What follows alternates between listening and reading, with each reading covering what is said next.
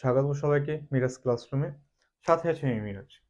আজকে আমরা আলোচনা করব মূলত আজকে এখানে দাঁড়িয়েছি এসএসসি 2025 সালের হায়ার সাজেশনটা নিয়ে। তো হায়ার মোটামুটি অধ্যায় আছে 14টা। তো 14টা অধ্যায় থেকে আমি এখানে কম বেশি কয়টা 1 2 3 4 5 6 7 8 এই 7টা বা 8টা অধ্যায় নিয়ে আমি এখানে দাঁড়াইছি।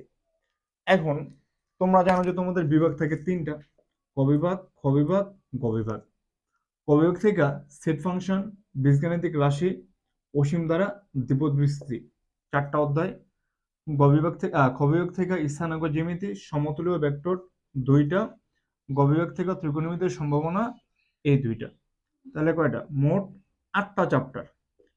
এই 8টা চ্যাপ্টার তুমি যদি করতে পারো, তোমার 5টা সিকিউ ইনশাল্লাহ কমন পড়বো 100% কনফার্ম।